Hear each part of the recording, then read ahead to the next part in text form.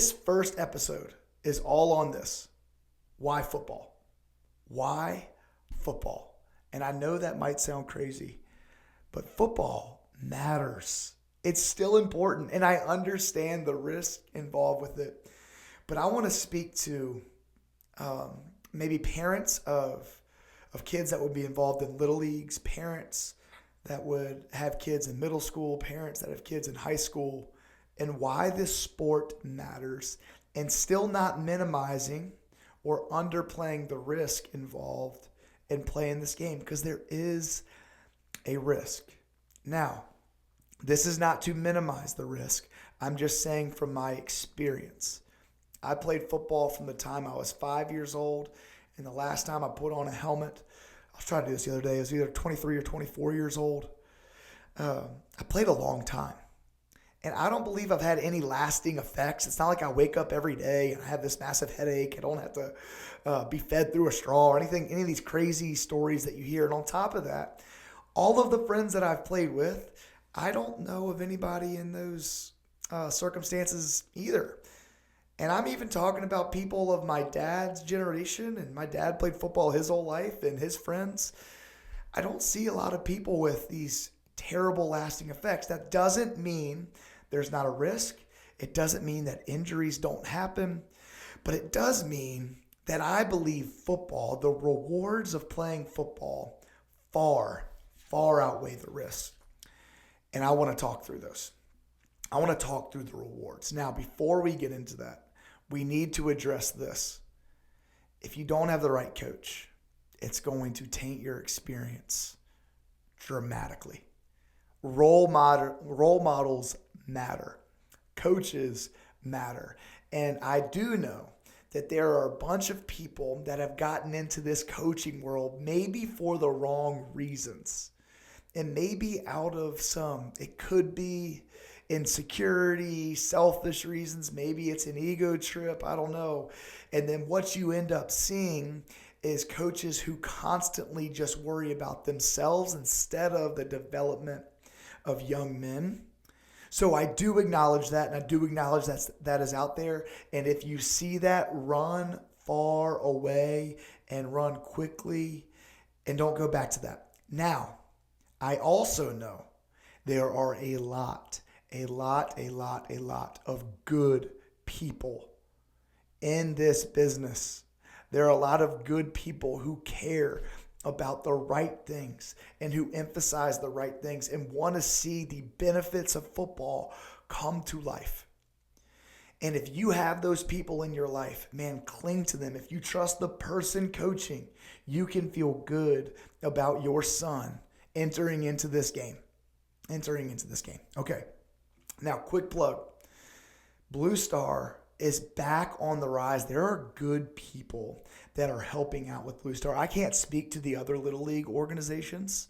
I can't speak to those as well, and I'm sure there are great people there. But I do know right here in our county, there are a lot of people that are really excited about doing it the right way. There are people that are meeting in the off season, in the mornings, to talk about things like values, to talk about things like culture, to talk about things about how to structure practice better. There are people who want to get better, and I don't have to say this. They're not doing it for any coin. They're not doing it for any money. They're doing it because they care about young men. They care about the kids right here in our community.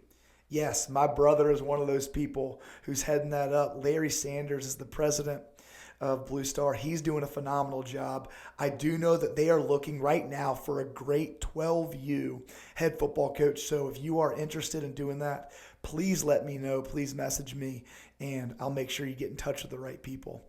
But there are a lot of good people going into that, and role models do matter. All right, let's talk about the benefits. Why football? The first one might shock you. Here's a benefit. I know it's also a risk. Here's a benefit. It's physical. It is physical, and that's a good thing. You guys that have boys and you guys that have girls, you've probably noticed that your boys really, really, really want to be physical, maybe to a fault. Okay, I can only speak on my sphere and what I know to be true based off of my experience, which I know is limited, but maybe you might agree with this. I think of my brother, and he has two awesome, awesome children, Elliot and Fisher. Elliot is a beautiful girl inside and out. She will sit there and she will color, and she talks so proper and so intelligently, and she is just a joy to be around. So nice, so sweet.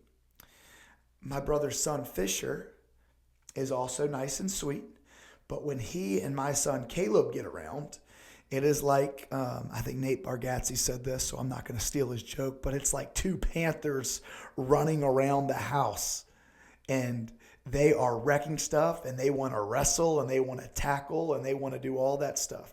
It doesn't mean that girls don't. It just means that boys sometimes are a little bit reckless. And you know, if you don't give your son an outlet for that energy, it goes out somewhere else.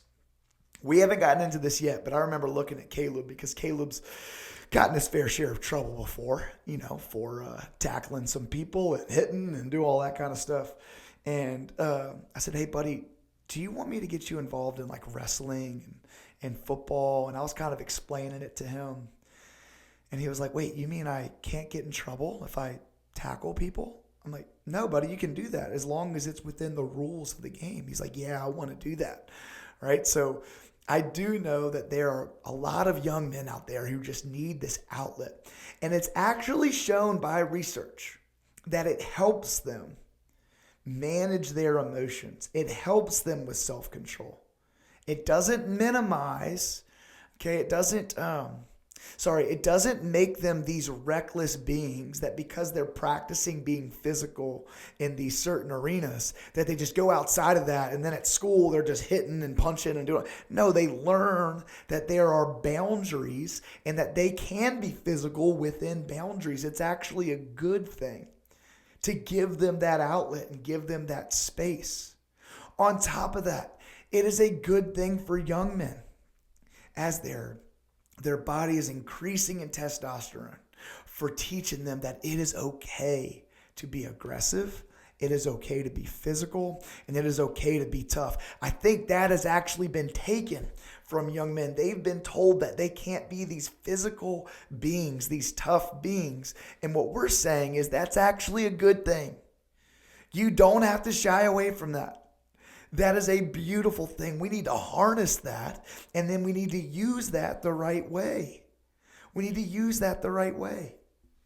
So we want to be able to teach them. Jordan Peterson has actually talked about this before. He said there is no honor, there's no nobility in being weak, but there is honor in having power. Okay, and in this case, power, let's just say one aspect of power, it's way more than this, but let's just say one aspect of power is being strong physically and being physical. Maybe that's one aspect of power. There is honor in having power, but being able to control it, being able to subdue it. A man without a sword that's not honorable, but a man with a sword who knows how to use it honorably, that is good. That is something to admire. Right? That is something to admire. We asked this question to our learners at Train Up Academy. We said, are superpowers good or bad? You have to make a decision. And they were kind of like debating on whether it was good or bad. And then what we came to, they're neither good nor bad, but it depends on whose hands are in control of that superpower. So what we're on mission to do is give our young men their superpower back, but teach them how to control it. Teach them how to subdue it. Teach them how to manage that the right way, and then use it appropriately. I get the joy of coaching high school football and seeing these young men come in as ninth graders and maybe not super confident and, kind of scrawny, haven't fully hit puberty yet. And then they go year after year in the weight room, and they go year after year being physical in practice and being able to hit, get knocked down, pick themselves back up, and then they grow into this strong, confident man by their senior year. Man, it is an addicting process to be a part of. And the physicality piece is a huge part of it, and it is good. We do not need to shy away from that. We actually get to train that and develop that, and it's a good thing. It's a good thing. All right? Now, That first point is that it's physical. I think that's a really good value add to your son. The second value add is that it's a team sport. Now, I know that there are a lot of other team sports, and this point kind of builds off of the previous one, but it is a physical team sport, meaning I have to put my body out there for you. There's an extra layer of accountability when I have to do this for you. Think about the way the game is designed itself, that if I don't do my job, someone else could get hurt. If I am not aggressive, if I don't know exactly what to do, then someone else pays the price. Think about an offensive lineman who doesn't block for their quarterback. Well, their quarterback pays the price for that. You learn this extra layer, that just popped up. You learn this extra layer of selflessness that maybe is not afforded in individual physical sports, right? So in wrestling, for example, and I love wrestling and I greatly respect wrestlers, but in wrestling, for example, you are putting yourself out there for yourself, which is good, and there's self-discipline involved, and I admire that. What I love about football is that you've got to put yourself out there for the people around you. And that's an extra layer of accountability, and you're teaching your son how to sacrifice. What a beautiful, beautiful thing. What a beautiful thing. So it's physical. It's a team sport. Next, this requires great discipline, work ethic, and toughness. I'm going to bundle those all up in one. Okay, work ethic, discipline, and toughness. Work ethic. This game is pretty complex, right? There's multiple rules that you have to remember and know, and it's going to take work to be able to understand that. And again, the game itself lends itself to high accountability. So if you want to be good at it, it does require work. It requires effort. One of the side notes of this, what I love about it, it actually lends itself to a lot of different types of people, okay? So your work ethic is actually catered towards your God-given abilities, right? So, for example, in football, you have an offensive lineman, certain body type, style, athleticism required. Quarterback, again, different skill set required. Running back, different skill set required. Wide receiver, defensive back, linebacker. What I'm saying is, when you choose football, most likely there's a place for you. Whereas if you choose basketball, especially the higher up you get, let's just be honest. If you're under 6 feet tall and you are not shooting the ball lights out and you don't have unbelievable handles and dribbling skills, they're probably going to phase you out. Football is the only sport where I've seen an offensive lineman type hang out with a defensive back type, and it is beautiful. It is awesome. I think it is a beautiful picture of unity when you look at a football team and all of these people are striving towards the same goals. But again, it requires great work ethic without limiting you based on your God-given gifts. So there's an availability of football to be able to exercise your work ethic that I think other sports don't afford you. Okay, there's a discipline required. Again, the discipline. What I mean is you get to be physical, but it's got to be physical within the whistles. It's got to be physical within the rules. So there's a discipline required. You've got to wait for that ball to move if you're on defense. There is a discipline required in this game. Yes, it's offered in other sports, but I think it's ramped up in football. And now there's a toughness required. There's a beautiful toughness required. Yes, there's toughness in other sports. I will not argue that. However, there's something special about getting knocked down and then peeling yourself back up and giving a full effort. And I don't think any other sport offers that opportunity or affords you that opportunity the way that football does. There are times that I can remember I've gotten lit up and I was banged up and hurt, but I knew my team needed me, so I wanted to go back out there. The people that I admire the most that I played with, I have these vivid memories of them getting hit and then peeling themselves back up like the warrior that they are, going back into play. Man, that is admirable, and that speaks to something bigger in life. Ask a business owner if they would rather hire someone who was already really, really great at that job, but did not have the toughness, grit, resilience, work ethic, fortitude, all the things that end up making people great. Of course, they would want those people with those skills. Football trains that in a way that I believe other sports do not train it as well. Okay. Now, the last thing is there's this joy in football with that community and team aspect that is unlike anything else. I've had multiple players who are 2 and 3 sport players, and I love multiple sports. I want to be clear. What I'm not advocating for is football only. Play all the sports. Right? Do what's best for your family, but play as many as you can because it's good for you. I'm just saying that football should be in the mix with the others. But I've had multiple players come up to me and say, Coach, I've been a baseball player my whole life, and it's still my favorite sport. I still love baseball the most. But there is nothing like a locker room after a win on Friday nights. And I agree. I've been a part of these awesome moments in other sports. But still, there's nothing like that joy in that locker room when you're banged up, you're beaten up, you're bruised, and you're celebrating with your teammates. Man, there's something special about that. There's something special.